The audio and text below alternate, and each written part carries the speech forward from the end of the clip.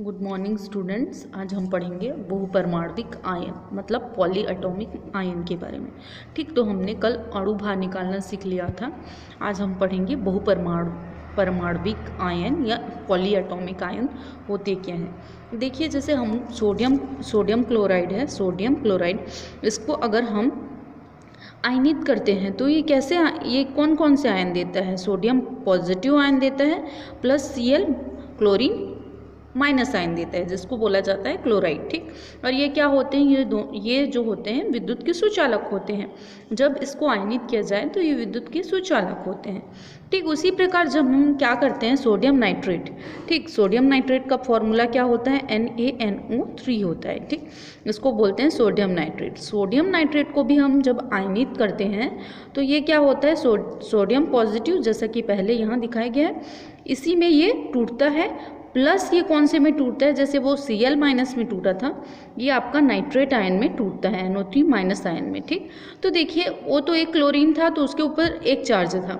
अभी देखिए नाइट्रोजन भी है, ऑक्सीजन भी है, दो परमाणु है ना, तो दो परमाणु उपस्थित हैं, मतलब ये बोला जाता है आपका जो बहुपरमाणविक आयन होते हैं जिसमें एक या एक से अधिक परमाणु के ऊपर चार्ज हो। ठीक, अगर सिंपल शब्दों में बोलेंगे तो एक या एक से अधिक परमाणु उपस्थित हों और उन पे चार्ज हो तो उसे बहुपरमाणविक आयन कहते हैं। ठीक, अब देखिए इसके ऊपर सिंगल था, ये सिंगल परमाणु था तो इसके ऊपर सिंगल चार्ज था, तो ये क्या है, इसके ऊपर भी सिंगल चार्ज ही है लेकिन ये परमाणु दो हैं। ठीक, इसमें एक नाइट्रोजन है, 3 ऑक्सीजन है। ठीक, तो इसको क्या बोलेंगे, परमाणुओं के ऐसे समूह जिन पर कुल आवेश विद्यमान हो, मतलब कि ये जो टोटल चार्ज जो है, टोटल चार्ज इन दोनों परमाणुओं पर है, तो इसे क्या बोलेंगे, बहुपरमाणविक आयन। तो सीधे शब्दों में परमाणुओं के ऐसे समूह जिन पर कुल आवेश विद्यमान हो, मतलब ये टोटल पे जो कुल आवेश विद्यमान है,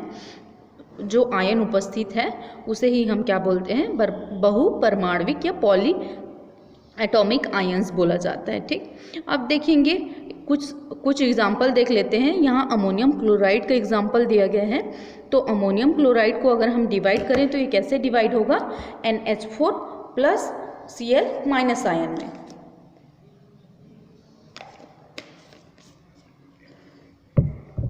ठीक, तो हम जब अमोनियम क्लोराइड को अगर हम आयनित करते हैं तो ये पॉजिटिव आयन में कन्वर्ट होता है, ये नेगेटिव आयन में। वैसे ही हम क्या करते हैं, सोडियम सल्फेट को कन्वर्ट करते हैं, आयनित करते हैं, तो ये चूँकि यहाँ पे दो सोडियम अणु हैं तो ये 2Na प्लस हो जाएगा, प्लस सल्फेट में 2 माइनस आयन हो जाएगा। ठीक, अब देखेंगे कैल्शियम हाइड्रोक्साइड, जिसको बोलते हैं बुझा हुआ चूना।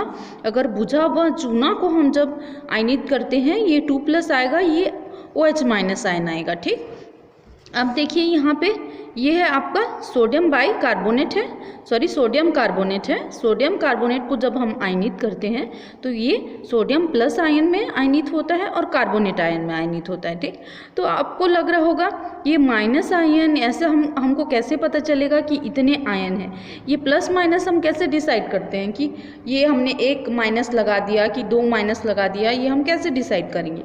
तो देखिए अगर क्लोरीन का देख लेते हैं, क्लोरीन का क्या होता है, क्लोरीन में हमने माइनस आयन लगाए है ना, तो क्लोरीन की ये जो माइनस पॉजिटिव और नेगेटिव आयन होते हैं वे उनकी संयोजकताएं होती हैं। जैसे क्लोरीन में माइनस है तो इसका मतलब क्या है, अगर क्लोरीन का हम इलेक्ट्रॉनिक कॉन्फ़िगरेशन देखें तो इसका क्या होता है, 17 होता है ना, तो ये हो जाएगा 1s2 2s2 2p6, कितने हैं, 17 है, 3s2 ये हो जाएगा 10 2 12, ये हो गया 3p5। ठीक, तो देखिए इसको कितने इलेक्ट्रॉन चाहिए, 1 इलेक्ट्रॉन चाहिए ना, इसको 1 इलेक्ट्रॉन चाहिए, इसीलिए इसके ऊपर 1 माइनस है। अगर जितने इलेक्ट्रॉन की नीड होती है वो यहाँ लिखा जाता है। अगर हम सोडियम की बात करें तो यहाँ मैं लिख दे रही हूँ, सोडियम में हम हमेशा क्या करते हैं, एक पॉजिटिव आयन में आयनित होता है। तो देखिए सोडियम का इलेक्ट्रॉनिक कॉन्फ़िगरेशन क्या होता है, 1s2 2s2 2p, क्या हो जाएगा, ये 2p6 हो जाएगा, 3s1 हो जाएगा, 2 2 4 4 10, ये 11 हो गया। ठीक, तो ये क्या कर सकता है, उसको एक इलेक्ट्रॉन चाहिए था इसीलिए माइनस में हुआ। ये एक इलेक्ट्रॉन दे सकता है, कोई भी एलिमेंट आए तो उसको एक इलेक्ट्रॉन दे सकता है, इसीलिए इसके ऊपर पॉजिटिव चार्ज है। ऐसे और बहुत सारे एग्जांपल्स हैं, तो इसको बनाइएगा। ठीक, अब आगे का नेक्स्ट वीडियो में देखेंगे।